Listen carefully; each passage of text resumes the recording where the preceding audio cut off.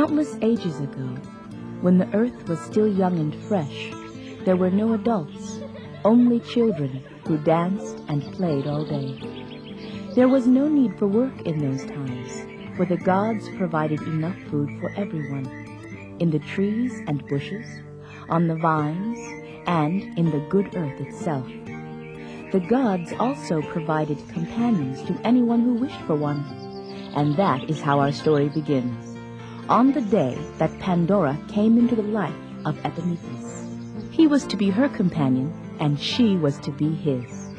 Shortly after Pandora arrived, the young man showed her the inside of his small cottage.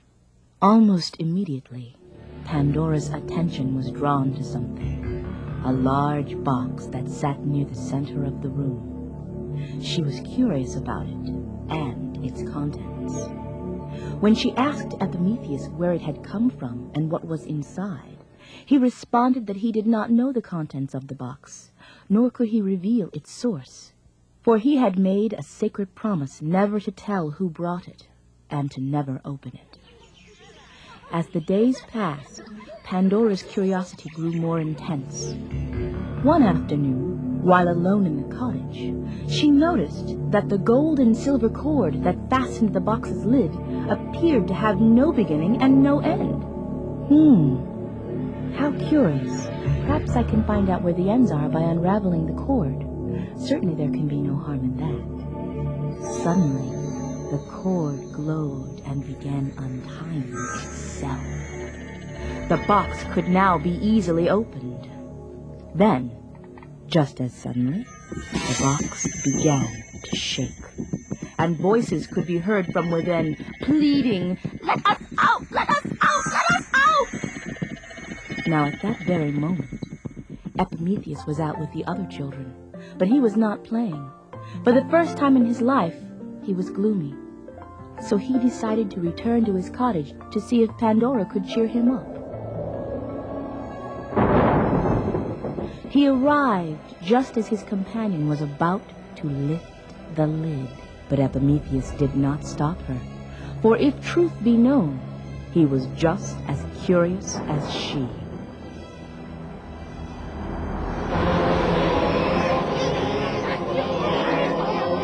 The creatures were the troubles of the world, evil passions, pain, disease, sorrow, anger, intolerance, and all the rest. And out they flew, to spread to the four corners of the earth, and as they did, everyone changed, and everything changed. And yet, not all that came from the box that day was an earthly trouble. One last creature remained.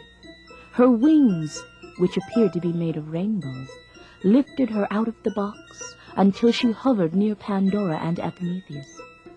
"My name is Hope, and I will be here as long as you need me. It is true that you released the earthly troubles today, but as long as you trust in me, I promise to make things better." Pandora and Epimetheus did trust her, and so things did get better. Yes, the troubles remained, and still remain to this day. But hope showed that today's troubles can turn into tomorrow's happiness.